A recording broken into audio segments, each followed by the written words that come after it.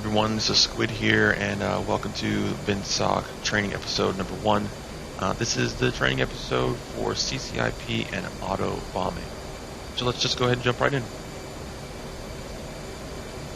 Alright, when we're talking about CCIP bombing, right, CCIP stands for Continuously Computed Impact Point, right? And when people describe it, it's commonly described as you put the thing on the thing and you squeeze the thing and you make that other thing dead, right? And that's basically a pretty simple description of how it works.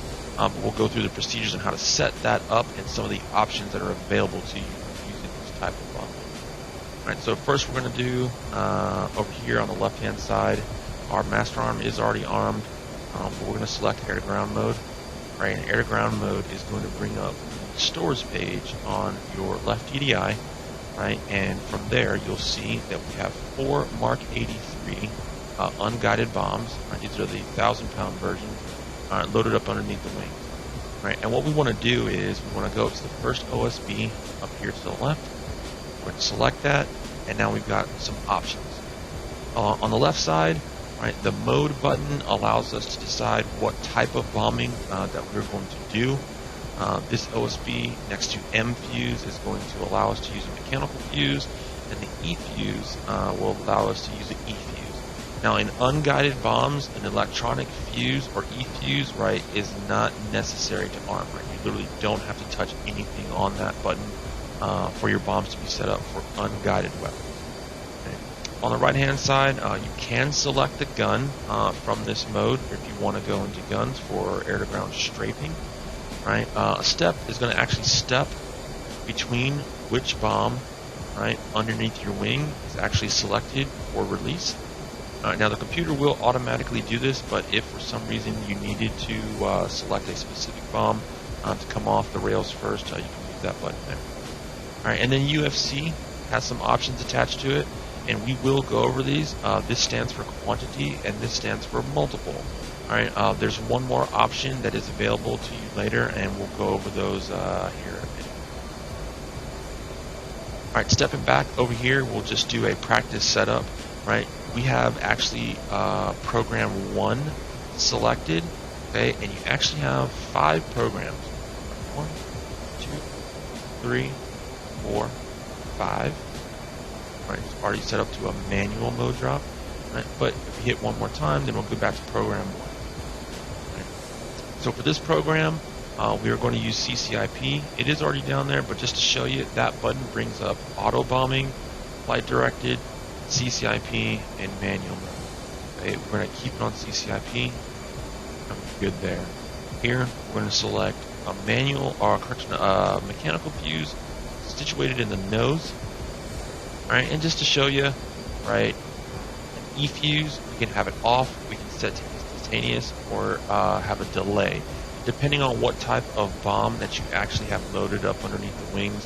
Sometimes you'll have multiple options of delay. All right, but we're going to set this to off because it's not.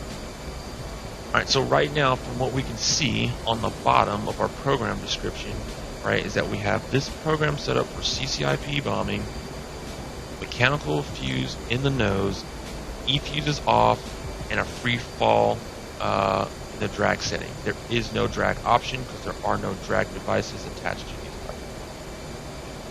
Over here, quantity and multiple is both set to 1. Okay? However, if, let's say, we wanted to drop all 4 of these bombs at the same time, what we would do is we'd go to UFC, go to quantity, hit the number 4 in the UFC, hit enter, right? And now we have a new option, right? This one is multiple, this one is interval. In the multiples is how many bombs will come off the jet from one release pulse, okay? One release pulse. If we wanted to, we could set up for 4, where all 4 bombs would come off the jet at the same time, or you can do 2, which we'll select, right? And now 2 bombs will come off each release pulse. So essentially, it'll drop 2 pairs of these bombs, right, off of one pickle, okay, i.e. one press. Now, if we come down here to interval, Right, interval will allow us to set a certain amount of feet in between those two pairs of bombs that will come off the jet. So right now, there's an interval of 1 feet. That's what automatically is set. But just to show, it's set 100. Now there's 100 feet. There's 550 feet.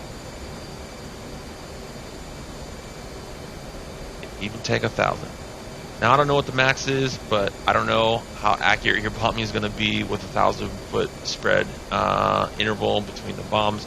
But maybe there's a reason for somebody. I don't know. All right, but we're going to go ahead and we're going to take this back down to 50. And again, over here, the program is going to show us what we have selected. Again, CCIP, mechanical fuse on the nose, E-fuse set to off, and the drag is in free fall. Okay? Quantity of 4 bombs for this pass, a multiple of in multiples of 2, and an interval of 50 feet. So let's go ahead and take a look at this in action. Alright everybody, welcome back.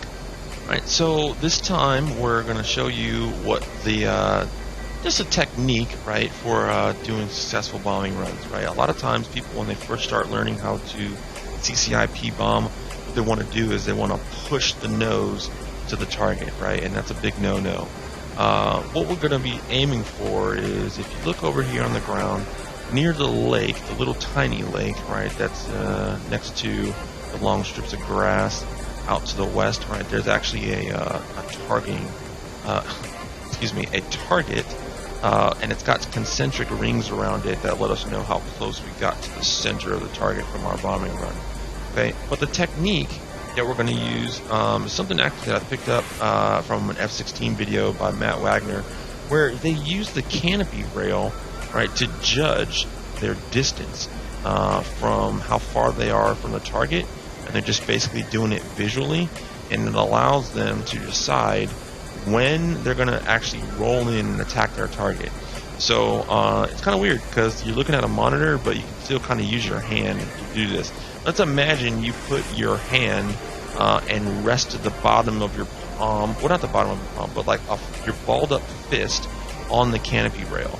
Okay, if you sit your balled up fist on the canopy rail, the top of your hand, where you can stop seeing your hand and actually look outside, it's going to give you like a little distance, right? Vertical distance from the target. What we're going to do is we're going to use about 1 fist of height from the canopy rail, okay, where these bolts are at, okay, and we're going to look up and we're going to place so that our target would be above our fist, right, where we can actually look out the canopy and actually see it on the ground. Okay, when we do that, okay, we're going to let that target travel about 1/3 of the way, right, which is probably 1, 2, 3, 4, 5. Let's just say it's six bolts down the canopy rail, and we're going to use that as our visual marker to roll in on the target. All right, so let's go ahead and turn around, and we'll get aligned and set up for our run.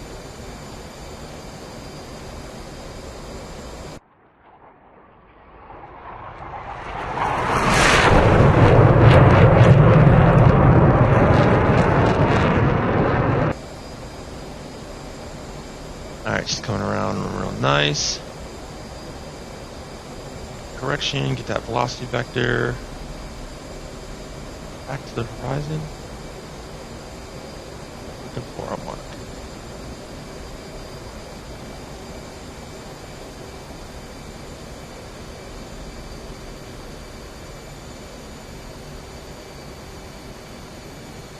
Alright, we've got a little ways to go.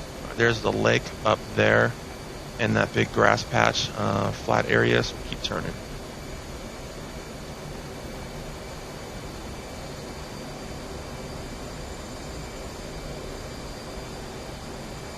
Alright, this should be about good. We'll make some more adjustments as we go closer in, okay? The trick is to not put yourself so tight as far as like your lateral spacing away from your target that you can't keep track of it. Now, here, it's probably going to disappear a little bit, you know, off to our side eyebrow panel, right, as we're going and traveling. Okay, but we're on a good path to make sure that it'll come back into view somewhere around here to give us an indication of when we should roll in. I'm going to make an amendment, right? Six nuts and bolts is probably a little bit deep to start that rolling, especially when you're first starting off. But there is our target. Right, we're still proceeding forward. Gonna hit the canopy bow. Just behind the canopy bow. Now I'm starting to pull out power. And we're going to say 3 bolts, and we're rolling in. We're going to roll and pull the nose to our target. Now notice that whole entire time, basically kept my eyes on the target, so I make sure I have an accurate run-in. Here comes our pipper. We're going to pull the nose up just a little bit to make sure. And we're just going to drop 2 bombs this time. Pickle. And we're coming off. Here's our impact. Alright, got a positive rate of climb. Most videos recommend about 15 degrees nose up to get back up to altitude. But we're off and safe. Do damage to our aircraft. And we can come back around for our next run. Do it one more time to demonstrate.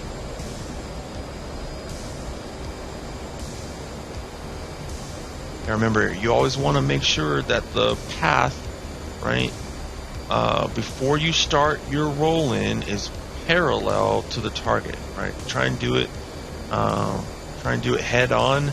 Okay, you're gonna have a hard time trying to roll the nose and do that maneuver, right, to bring the velocity vector back down to the target.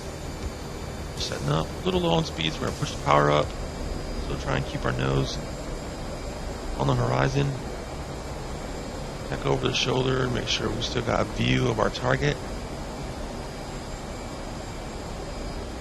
Alright, we're about 8,000 feet. It's roughly where we started.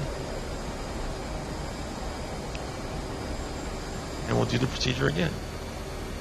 Now, I want to come back so I can make sure that I roll off to the west.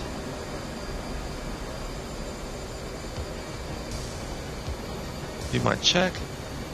Okay. Just a little bit deeper in the rail this time. Power to idle. I'm actually going to use a speed brake this time. Lost sight, but reacquired. Bringing the HUD to the target. Rolling out. Gonna walk my pipper to the target. Pickle. Smooth rollout. Boom.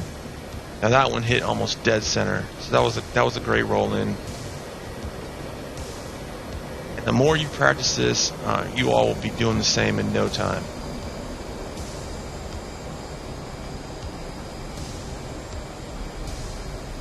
Alright, that's about it. If you have any questions, please feel free to reach out. This is Squid2259 signing off with Vinsock, and see ya next time.